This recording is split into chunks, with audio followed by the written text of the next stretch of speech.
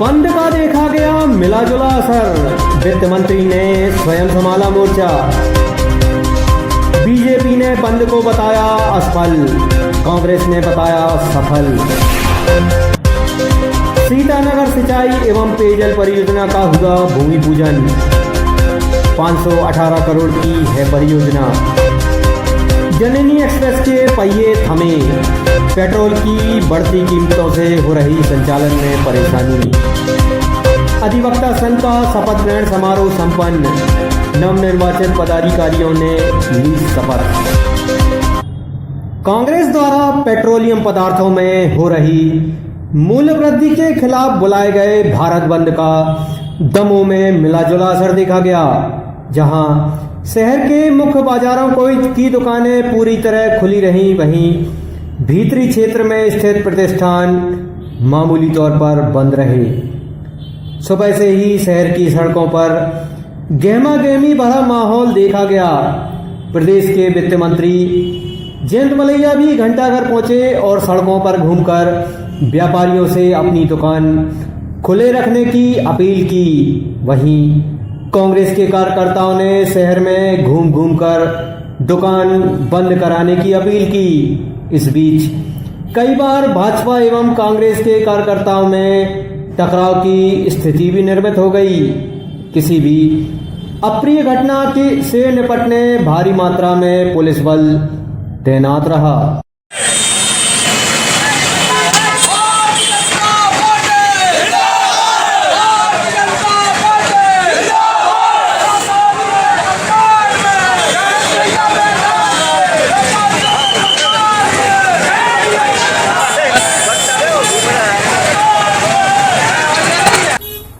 ये कांग्रेस का जो बंद का आह्वान किया था 10 तारीख को, ये पूरी तरह असफल रहा। हिंदुस्तान या भारत के इतिहास में एक सप्ताह में 2 बंद, 2 बार व्यापार बंद, बाजार बंद, ऐसा पहले कभी नहीं हुआ है।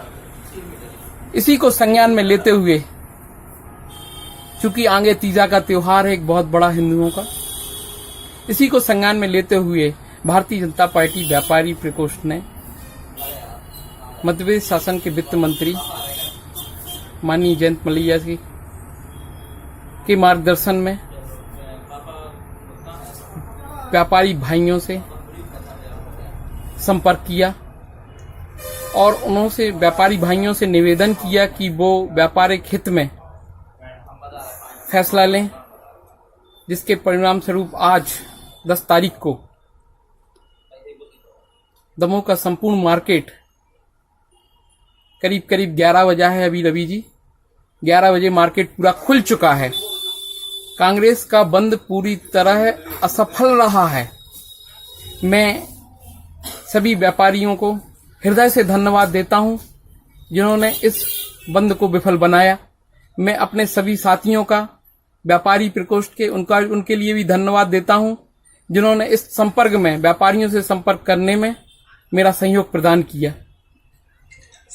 देखिए, ये बात तो सही है कि डीजल और पेट्रोल के दाम में काफ़ी बढ़ोतरी हुई है और सबको तकलीफ भी हो रही है और कुछ ना कुछ इसका निकाल होना चाहिए, ये भी आवश्यक है। मैं यहाँ आप लोगों के माध्यम से बताना चाहता हूँ कि पिछली बार हमने 14 अक्टूबर को प्रदेश में डीजल के दाम और पेट्रोल के दाम कम किए थे, टैक्स कम किया था। जो हमारा पेट्रोल के ऊपर वैट 31% था, वो हमने घटाकर 28% किया था, 3% कम किया था। और जो डीजल था हमारा, वो 28% वैट था उस पर, उसमें 5% घटा के इसको 23% किया था।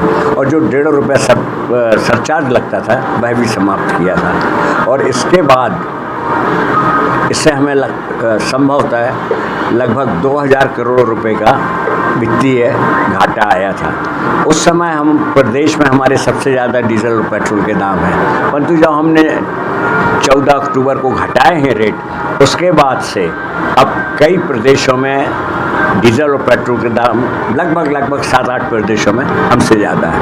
सर, अभी राजस्थान में 4% वैट कम करने की बात है, क्या प्रदेश में भी ऐसी कोई?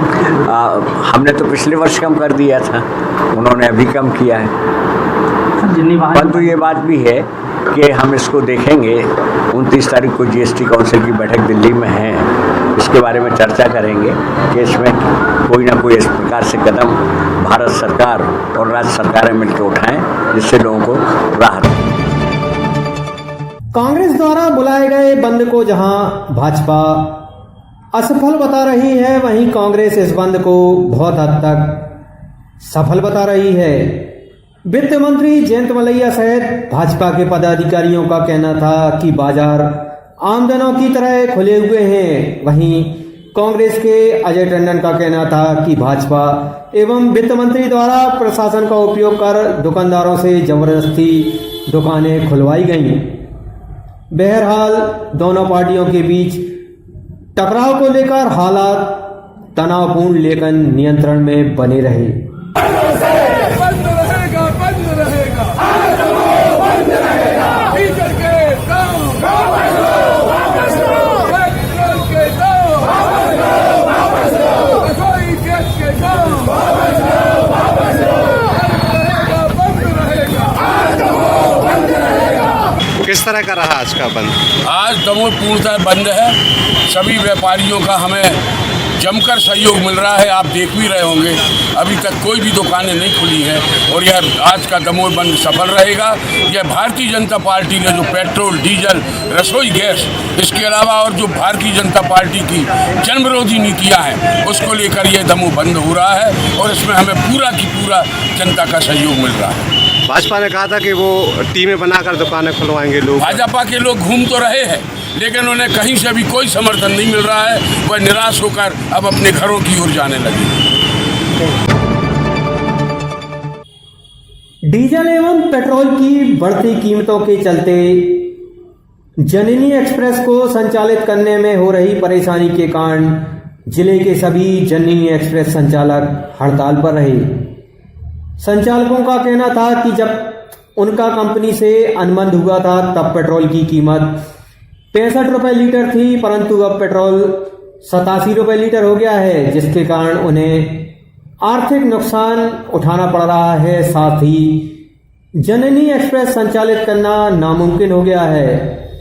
संचालकों द्वारा मांगे न माने जाने पर सेवाएं पूरी तरह बंद करने की भी चेतावनी दी गई।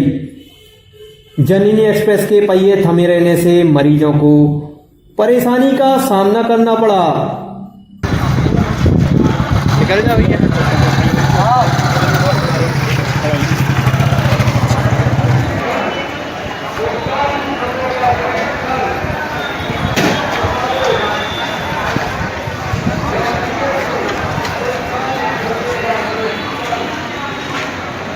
जननी एक्सप्रेस के पहिए थमे।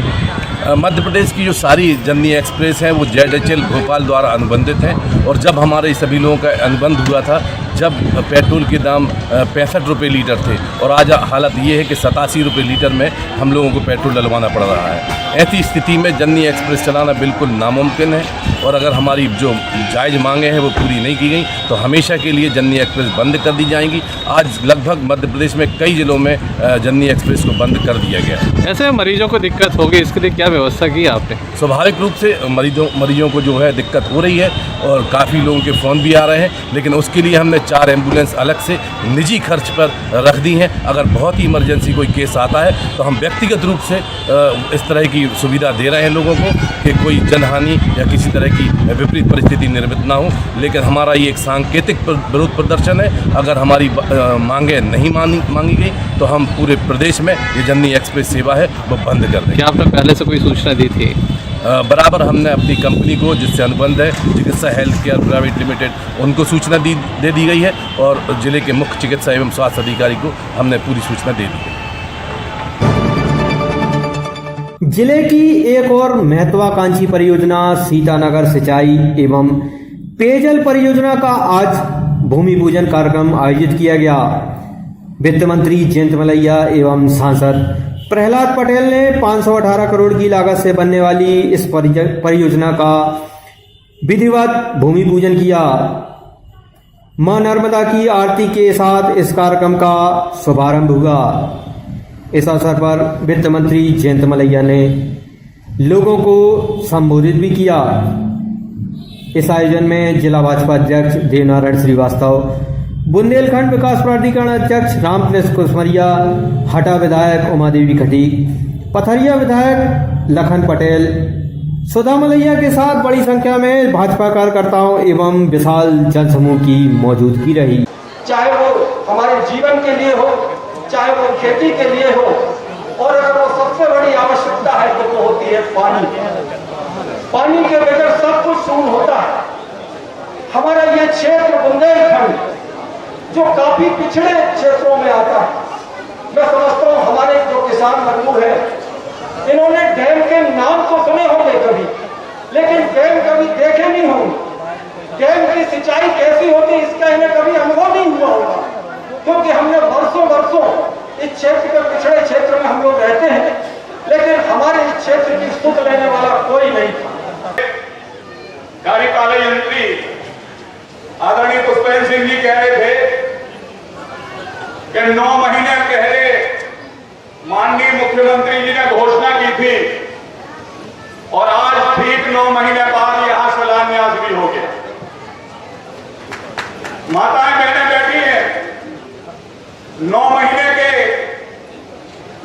में पैदा होने वाले बच्चे के बारे में वो जानती, वो समझती हैं कि समय से जो बच्चा पैदा होता वो कितना स्वस्थ होता है, कितना उसका मस्तिष्क विकसित होता है, ना पहले ना बाद, सही 9 महीने में। क्योंकि अगर जल्दी भी हो तो वो भी उचित नहीं, और जब देर होने लगती है तो भी एक परेशानी का कारण बनती है।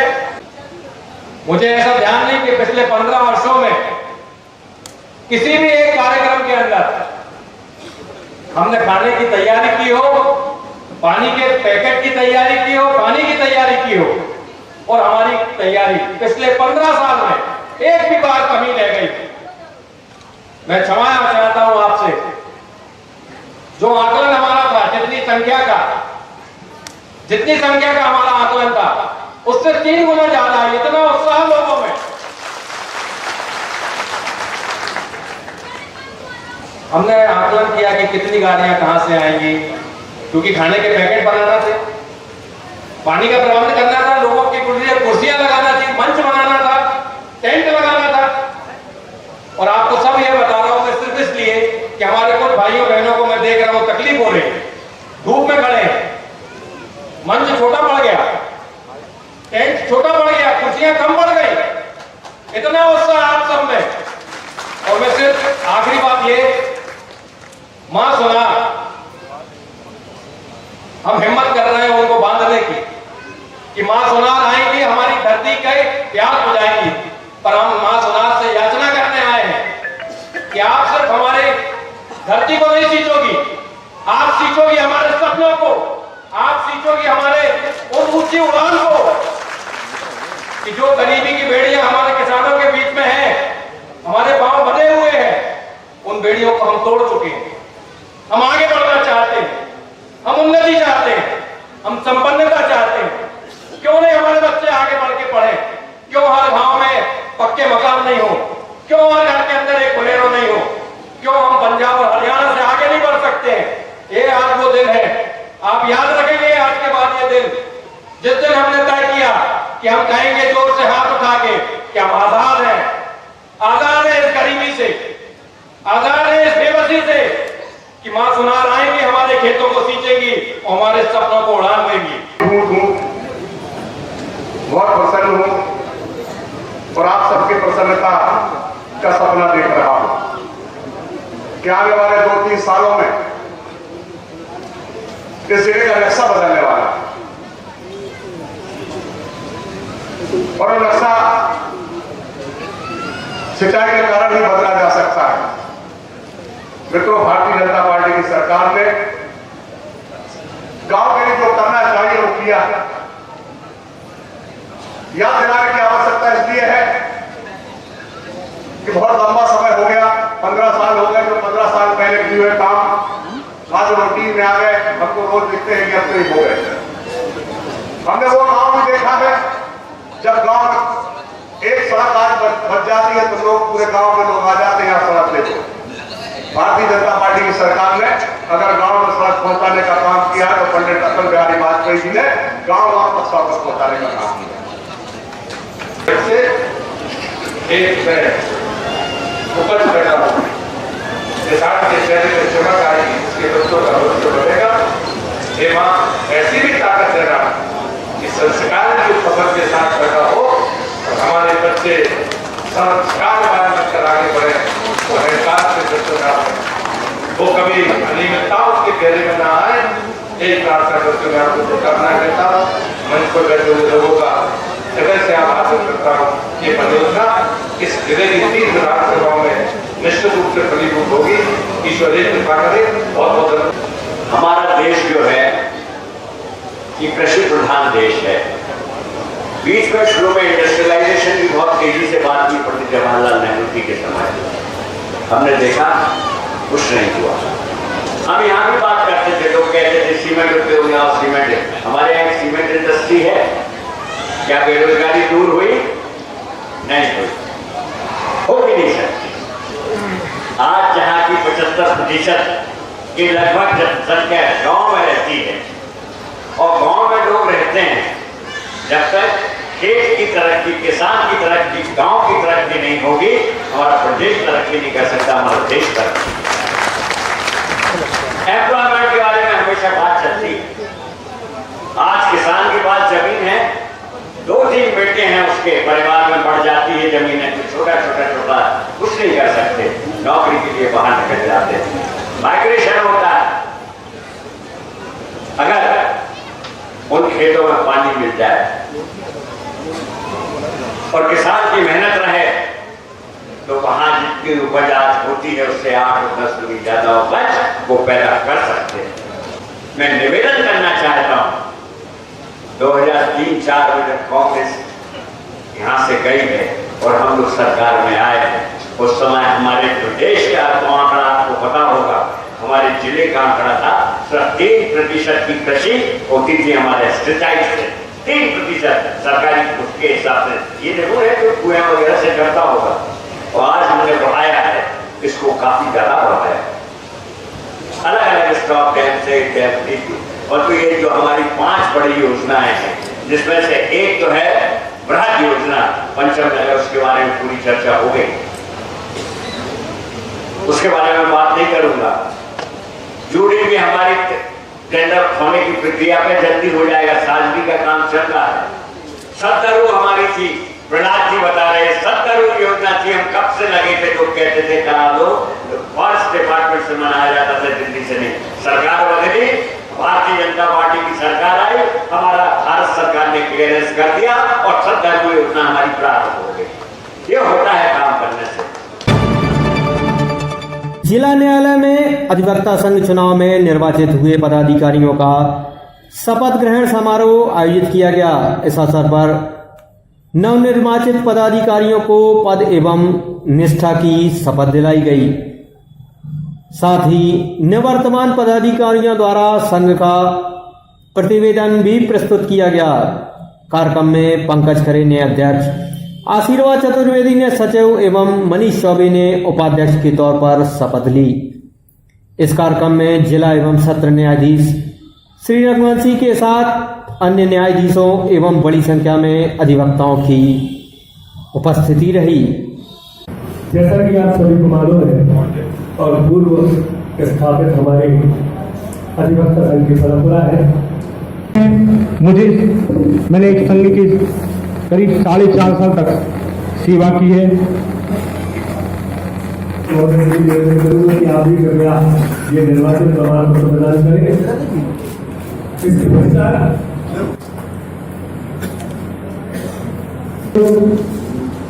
श्री राहुल श्रीवास्तव जी